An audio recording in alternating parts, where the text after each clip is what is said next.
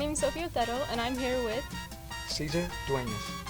at the Guadalupe Cultural Arts Center to talk about his new play, La Niña Girasol. Yeah, so I was wondering if you could just tell us a bit about your background and how you got into theater. Yeah, I'd love to. I got into theater back in 2016 in a program called Viva 48, which was a 48-hour play production. They get to play, write it, rehearse it, and perform it in 48 hours. After that, I performed with Teatro Audaz, which was a new program or a new theater group there at the time. They were out of the classic theater. From there, I moved over to Jumpstart and worked in a musical, and now I'm writing and having my play performed here at the Guadalupe Theater. And what made you transition from acting to writing? Actually, I was always a writer first. I've been writing since I was in middle school.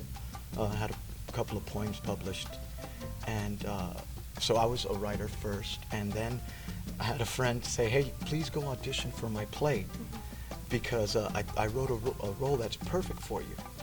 And literally, that was the only way to get me out of the house and go audition. When somebody said, "I'm literally handing you the role," I was like, "Okay, I'll go." And I went and didn't get the role. Oh, They gave it to okay. somebody else that was way better at it than I was. But I did get a different role. And that was when I did my Teatro Audaz presentation. It was called Chimichangas and Zoloft. That was the name of the play. And, yeah, I know. And it was a very cool experience to get into theater that way, starting writing and then being on the stage. And did you find that theater came pretty naturally to you, or less so than writing? The memorization, no. The memorization of lines was I'd say the second most difficult thing I've ever done in my life. I have so much respect for actors that can memorize their lines, because I have to record myself, play it, listen to it, rehearse it over and over every day to get to the point where there's some people that spend 30 minutes learning their lines and then it comes out perfect. And I was wondering if you could tell us, I guess, basically, like, what your play's about? Yeah, I'd love to. La Niña Girasol. And that's it means the sunflower girl in English.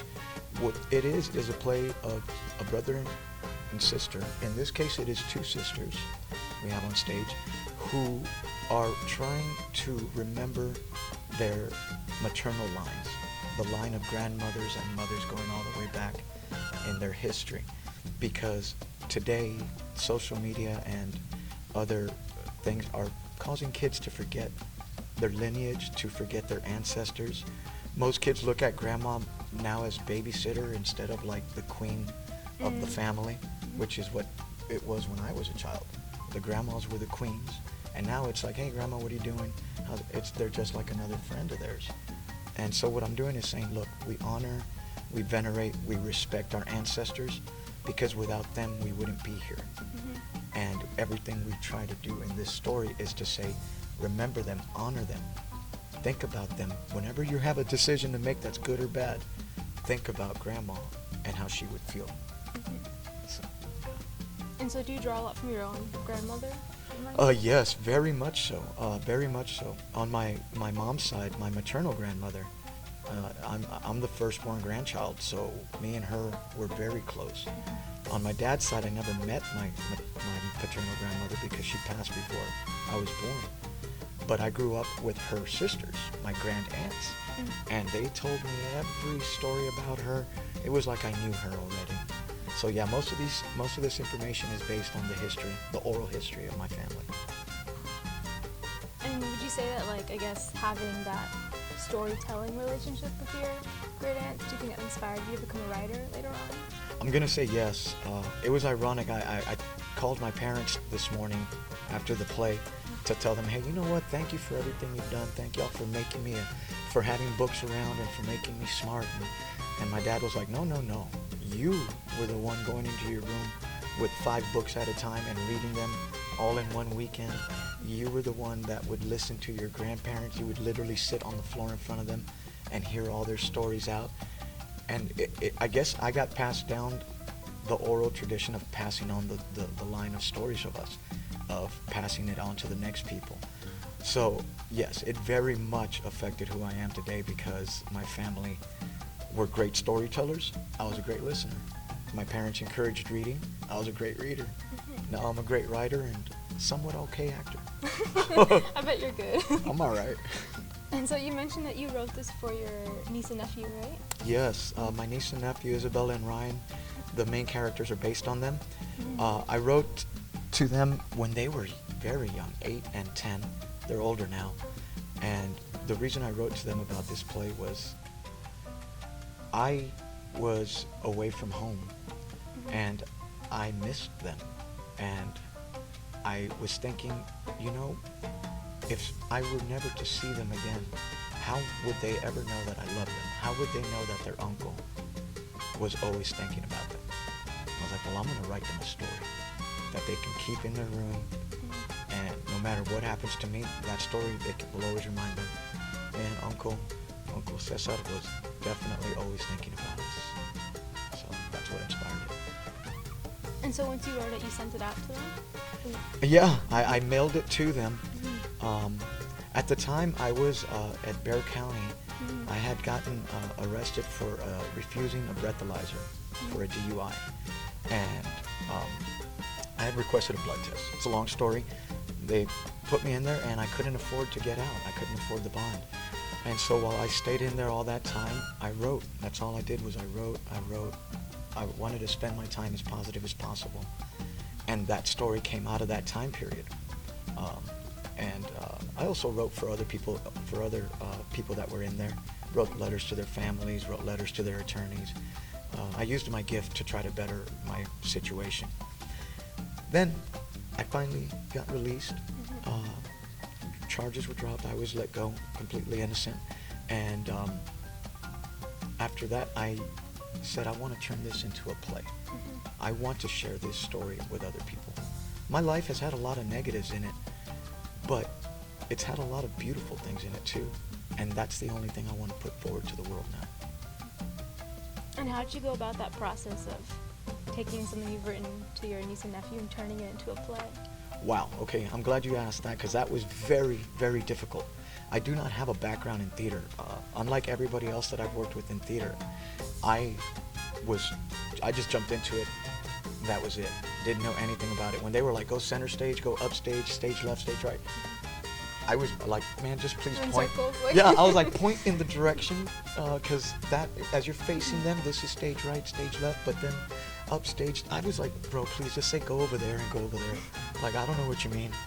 I was very embarrassed about how fresh and greenhorn I was at theater. But I did research. I got on YouTube. I bought books. I asked other people that were really good at theater, could you coach me? Could you work with me?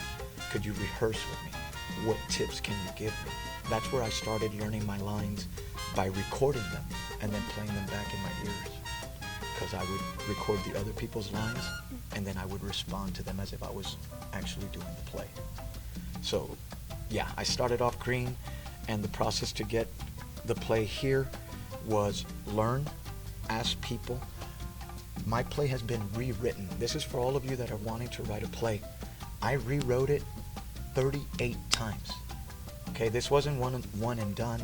I rewrote it 38 times, changed how this person sounded, changed how they looked, changed this, changed that, because it's almost a constant state of refinement to get it to the submission state. Then I learned how the colleges and the universities like to have it formatted, and I copied it. Then I started submitting it. That whole process took 6 years. And you were submitting them to colleges? I was submitting them to local theaters, people I had worked with, directors that I had met. I even submitted it to some people that do film, just like, hey, you know what, just tell me what you think. And this theater was the one that gave me the chance and said, you know what, we like it, we're going to do it. And it was your urge to share your writing that made you want to turn it into a play? I guess why a play, why not a story or a poem? Well, I think the reason that I chose to do it as a play was because right after I wrote it as a story is when I started acting in theater. And as I was acting, I kept noticing every theater is doing the same play over and over. Cinderella, this, that, the other. So I started saying, like, oh, I asked, why aren't we doing more local, more plays from San Antonio people, or more original plays? Yeah. Nobody's writing them. There's nothing to produce because nobody's writing them. And so I said, well, you know what? I got a great story that I'm going to turn into a play. And I wrote it that way. So you'd mentioned that you worked a lot with Teatro Salon. Yes. The way it worked is our director, Clint Taylor, submitted my play because they were having readings, author readings, and they wanted local playwrights to submit local work. And Clint went ahead and submitted it because, like I said, I've spent the last 6 years sending it, emailing it to everybody. Clint had a copy and sent it over to Jorge Piña here at the Guadalupe. Jorge said, hey, let's stage a reading. And a reading is basically actors sitting around with the script in hand to actually just read it as if it's a story. And they do their characters and change their voices. But it's basically just sitting down and reading. And based on the audience reaction, they get to pick, hey, which one do we want to produce? From there, the production starts going into full speed. Then you start doing auditions, getting the actors, getting the cast. How are we going to do costumes? What's the set design going to look like? And Teatro Salon took care of all of that. They just, from saying we're going to read it, to we're going to produce it, to actually having it on stage already. Oh wow, that's incredible. Yeah, they did a really great job, and they're looking to continue doing that for more local playwrights. Mm-hmm. And so are you planning on working them again in the future? Oh God, yes, I hope so.